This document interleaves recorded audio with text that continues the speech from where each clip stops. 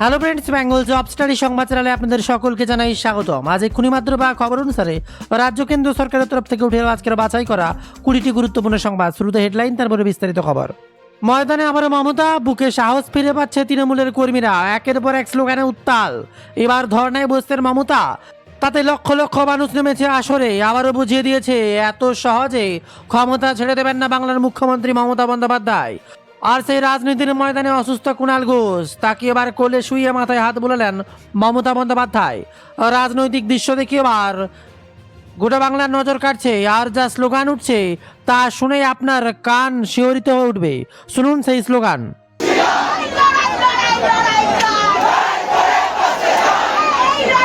আগে চলে যাচ্ছে না, করলে পরে মুশকিল হবে তাহলে না।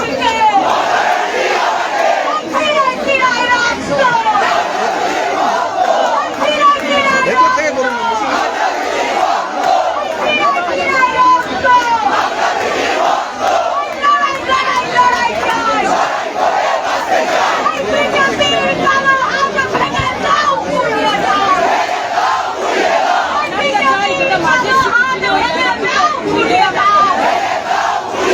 তোলপাড় বাংলা, মমতার পাশে নেই একের পর এক বিধায়ক। তবে কোনোভাবেই মাঠ ছাড়ছেন না মমতা বন্দ্যোপাধ্যায়। একাই লড়াই চালিয়ে যাবেন, মানুষ রয়েছে তার পাশে।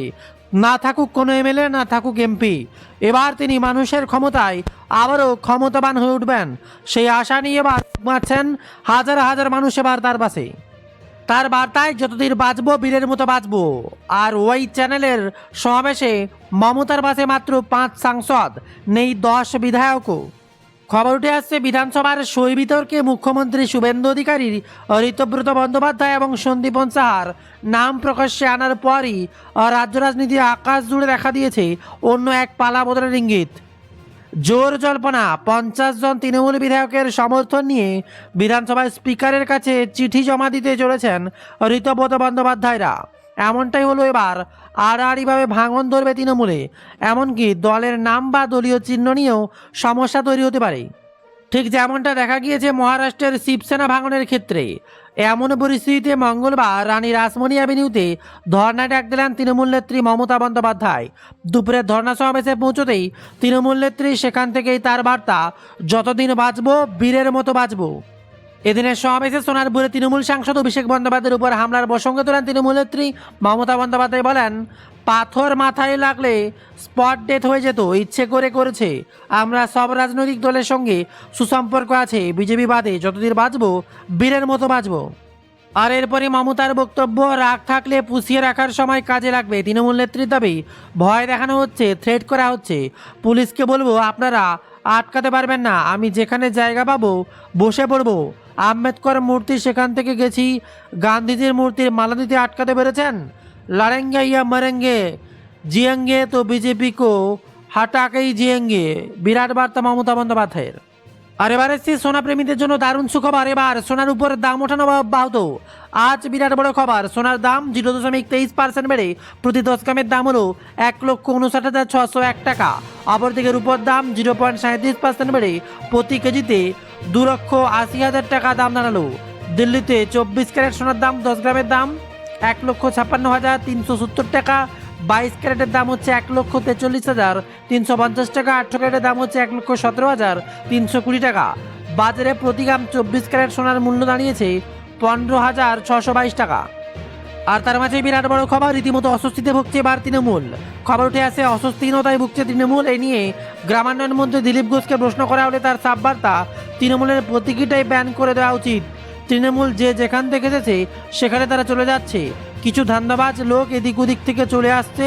দিলীপের কথায়, পয়সা কামানোর জন্য তৃণমূল করছে লোকগুলো, ভয়ে এখন আর বাড়ি থেকে বেরোচ্ছে না। হুঙ্কার ছাড়লেন মমতা বন্দ্যোপাধ্যায়, তার বার্তায়, বেঁচে থাকলে বিজেপিকে হাঁটিয়েই বাঁচবো। হুঙ্কার ছাড়লেন মমতা। এখনও পর্যন্ত অবিভক্ত তৃণমূল কংগ্রেসের সুপ্রিমোর দাবি, বিজেপি বাদ সব রাজনৈতিক দলের সঙ্গে আমার সুসম্পর্ক।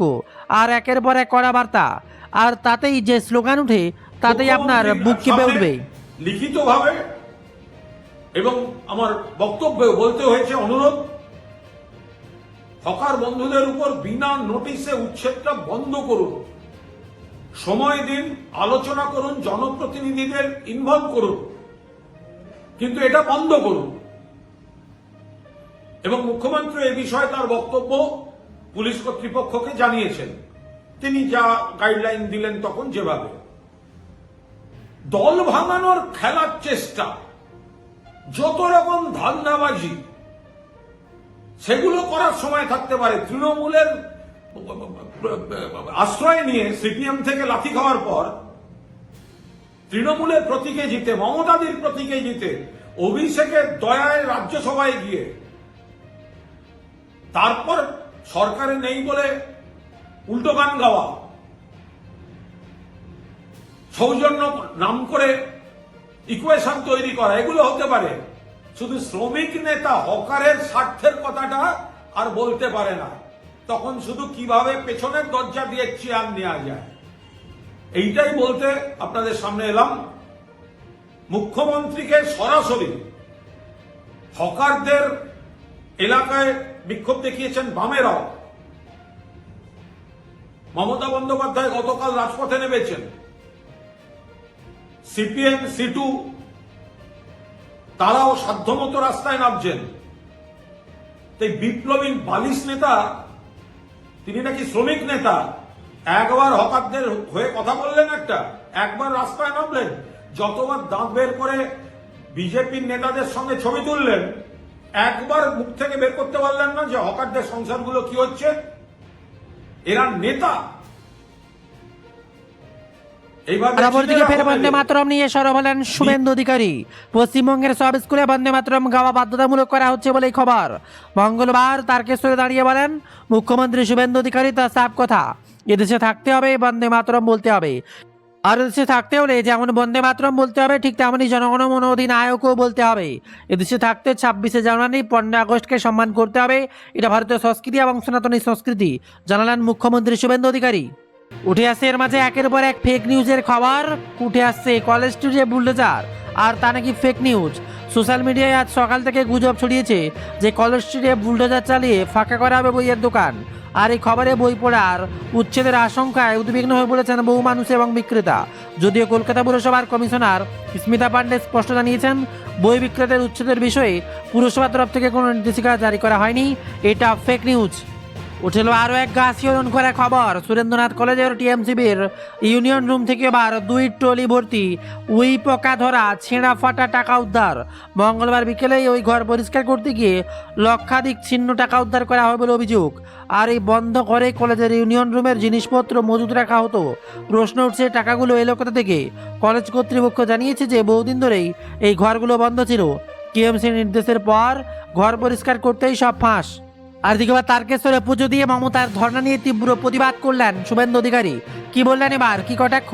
তারকেশ্বরের সঙ্গে তার নারীর টান, সেই টানেই বারবার ছুটিয়ে গিয়েছেন তারকেশ্বর। তবে মুখ্যমন্ত্রী হওয়ার পর প্রথম তারকেশ্বর মন্দিরে পুজো দিলেন শুভেন্দু অধিকারী। পরে সাংবাদিকদের সঙ্গে কথা বলার সময় তীব্র কটাক্ষ করলেন ধর্মতলায় ওয়াই চ্যানেলের তৃণমূল নেত্রী মমতা বন্দ্যোপাধ্যায়ের ধর্ণা কর্মসূচিকে। হাসতে হাসতে বলেন, কি দুরবস্থা, 150 লোকও হয়নি, তৃণমূল দলটা ফলতা হয়ে গিয়েছে বলে মন্তব্য করেন তিনি।